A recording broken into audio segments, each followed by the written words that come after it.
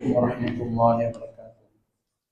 الحمد لله نحمده ونستعينه ونستغفره ونؤمن به ونتوكل عليه ونعوذ بالله من شرور أنفسنا ومن سيئات أعمالنا من يهده الله فلا مضل له ومن يضلل فلا هادي له ونشهد أن لا إله إلا الله وحده لا شريك له ونشهد أن سيدنا مولانا محمدا عبده ورسوله أرسله بالحق بشيرا ونذيرا وداعيا إلى الله بإذنه سراجا منيرا.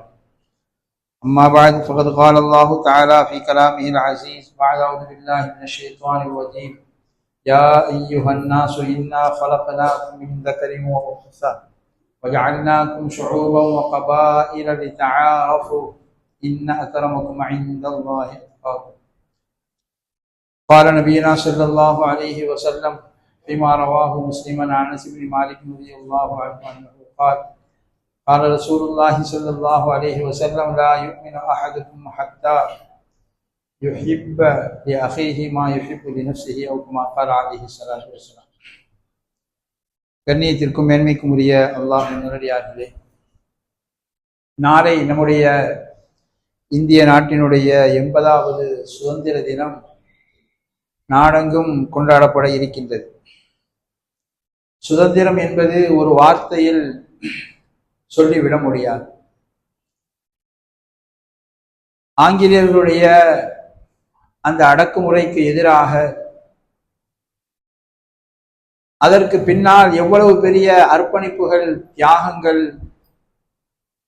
எவ்வளவு பெரிய இழப்பீடுகள் எல்லாம் ஏற்பட்டு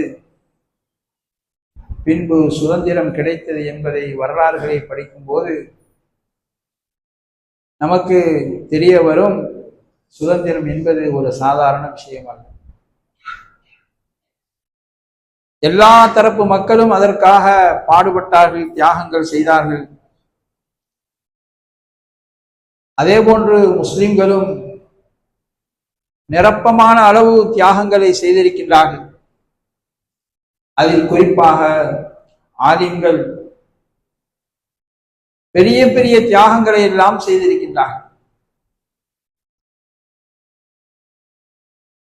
அப்படிப்பட்ட தியாகங்கள் செய்யப்பட்டுதான் இந்த நாடு சுதந்திரம் அடைந்திருக்கின்றது.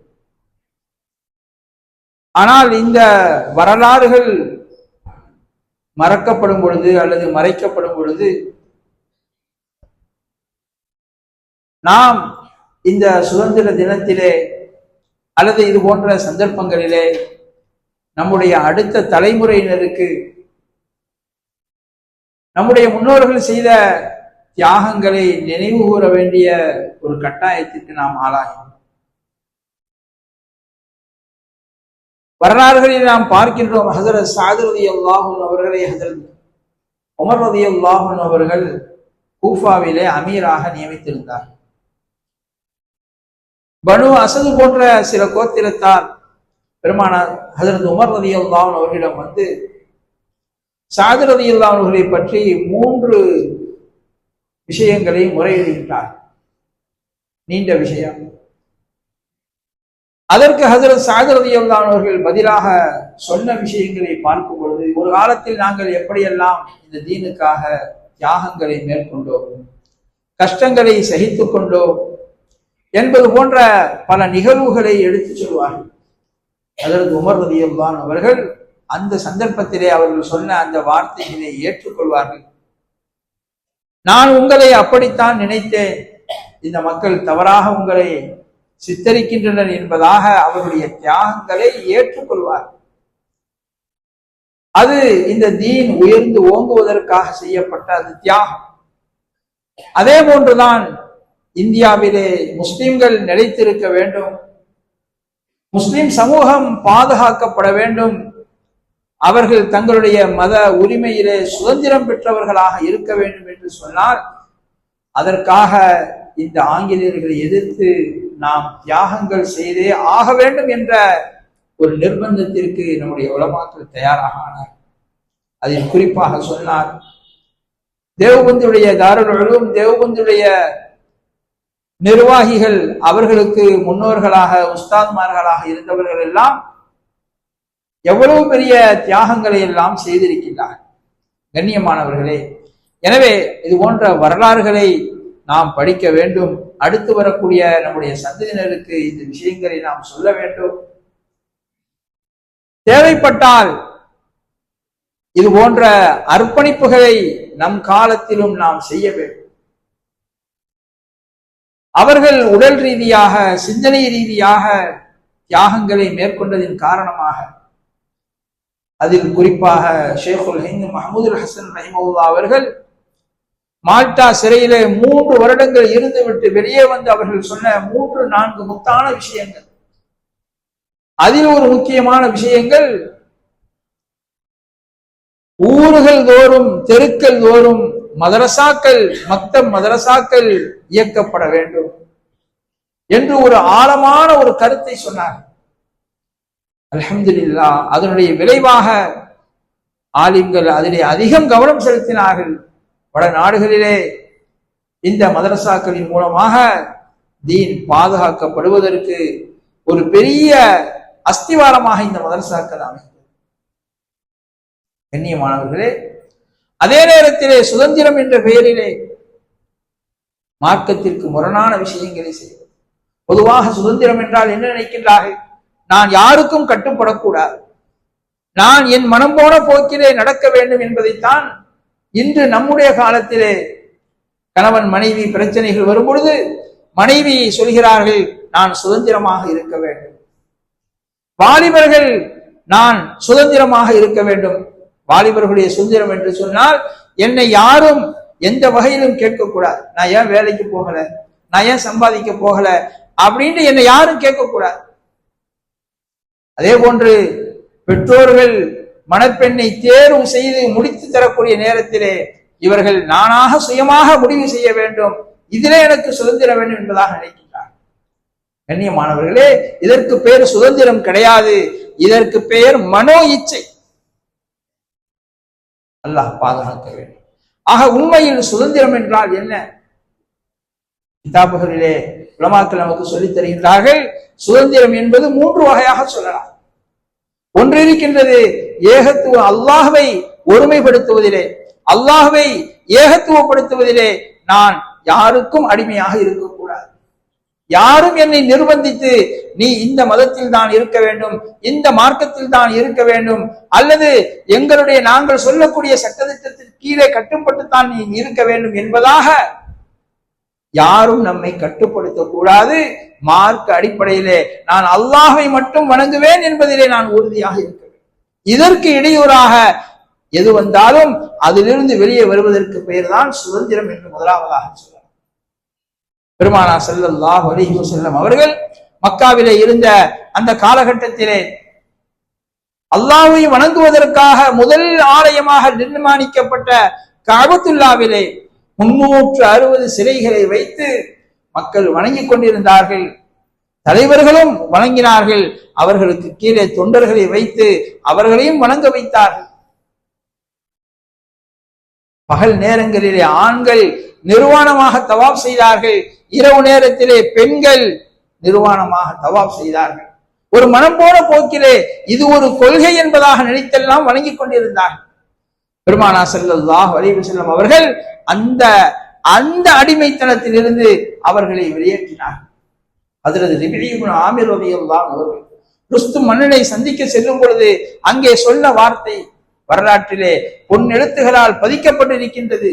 இப்தஅஸனல்லாஹு, அல்லாஹு தஆலா எங்களை உங்களின் பக்கம் அனுப்பி இருக்கின்றான். லினுஹ்ரிஜ மன் ஷாஅ, அவன் யாரை நாடுவானோ அவர்களை மின் இபாதத்தில் இபாத், அடியார்கள் அடியாருக்கு அடிமைப்பட்டு கிடப்பதை விட்டு வெளியாக்கி இலா ரப்பில் இபாத், அகிலத்தாரை படைத்த அல்லாஹ்வை வணங்கக்கூடியவர்களாக ஆக வேண்டும் என்பதற்காக அல்லாஹ் எங்களை உங்களின் பக்கம் அனுப்பியிருக்கிறான் என்று சொன்னார்.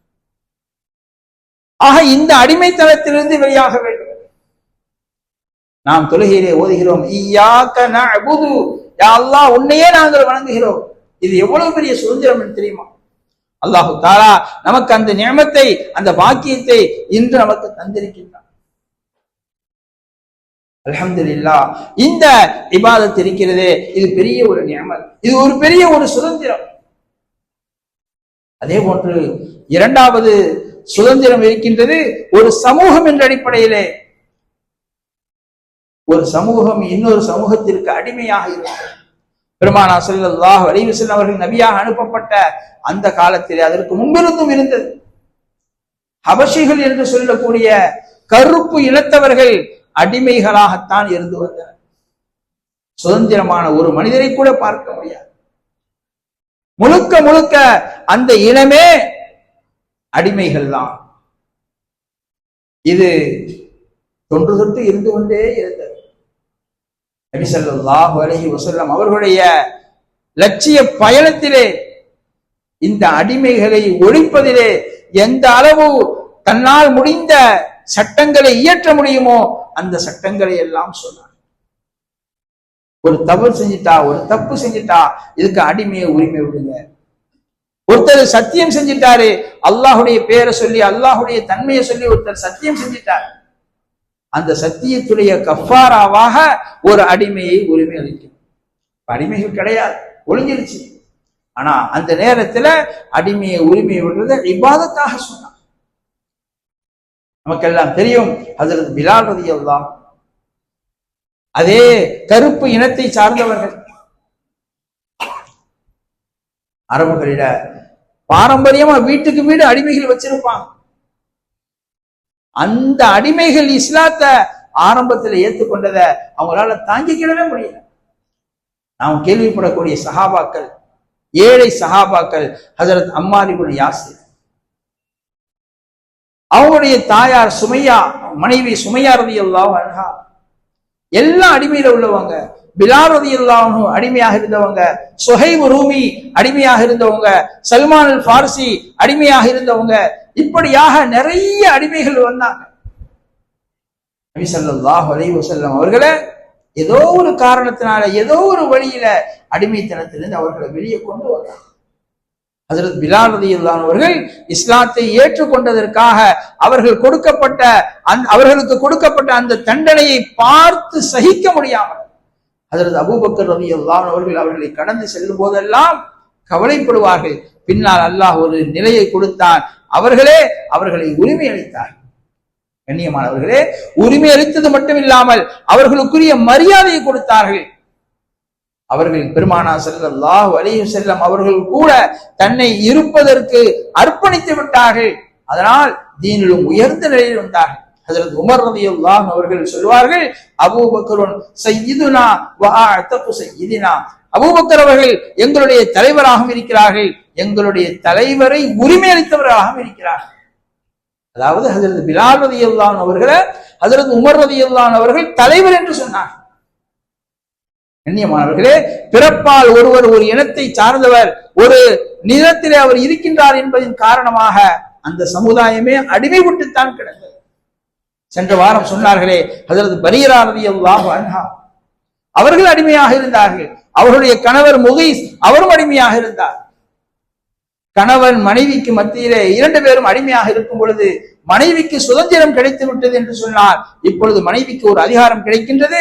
தான் விரும்பினால் இதே கணவனுடன் இருக்கலாம், அல்லது அந்த கணவனை வேண்டாம் என்று ஒதுக்கி விட்டு செல்லலாம். பெருமானார் ஸல்லல்லாஹு அலைஹி வஸல்லம் அவர்கள் அபிப்பிராயமாக சொன்னார்கள், அந்த முகீஸ் உங்களை விரும்புகிறார், நீங்கள் அவரை உங்களுடன் வைத்துக் கொள்ளுங்கள். ஆனால் பரீரா ரலியல்லாஹு அன்ஹா அவர்கள் இஸ்லாம் கொடுத்த அந்த அதிகாரத்தை பயன்படுத்தி, நான் இவருடைய அடிமை கணவராக, என்னுடைய கணவர் அடிமையாக இருப்பதை நான் விரும்பவில்லை என்பதை காரணமாக வைத்து சுதந்திரமானவரை மணக்க வேண்டும் என்பதற்காக அந்த அடிமைத்தனத்திலிருந்து வெளியே வந்த உடனே சுதந்திரமான கணவனை தெரிந்தார். இப்படியாக ஆயிரக்கணக்கான சம்பவங்கள் கிதாபுகளே சொல்ல. ஆக கண்ணியமானவர்களே, இப்படித்தான் ஆங்கிலேயர்களுடைய ஆட்சி காலத்தில் பாரபட்சம் காட்டப்பட்டது. முஸ்லிம்கள், அதாவது இந்தியாவிலே உள்ளவர்கள், பிறப்பிலே இந்தியாவில் உள்ளவர்கள், இவர்கள் அடிமைகளை போன்று சித்தரிக்கப்பட்டார்கள். ட்ரெயின்ல அவர்கள் உருவாக்குற ட்ரெயின், அந்த ட்ரெயின்ல போறதாக இருந்தா கூட ஆங்கிலேயர்களுக்கு என்று ஒரு தனி ஒரு வசதி இருக்கும், அவர்களுக்கு அடிமை சேவை செய்தவர்களுக்கு ஒரு தனி வசதி இருக்கும். ஆனால் பாரம்பரியமாக உள்ள இந்தியர்களுக்கு ஒரு தனி ஒரு ஏற்பாடு இருக்க. இது போன்ற எத்தனையோ விஷயங்களின் மூலமாக அடிமைகளாக சித்தரிக்கப்பட்டார்கள். அதனால் இதிலிருந்து நாம் வெளியாக வேண்டும் என்பதாக நினைத்தார்கள். கண்ணியமானவர்களே, இது ஒரு சுதந்திரம். மூன்றாவது இருக்கின்றது, ஒவ்வொரு தனி மனிதனும் தன்னுடைய தீனிலே, தன்னுடைய மார்க்கத்திலே நான் எந்த அளவு அல்லாஹ்வுக்கு கட்டுப்பட்டு நடப்பவனாக இருக்கிறேன், அல்லாஹ்வுடைய தூதருக்கு நான் கட்டுப்பட்டவனாக இருக்கிறேன், அல்லது அல்லாஹ் அல்லாத மற்ற படைப்புகளுக்கு.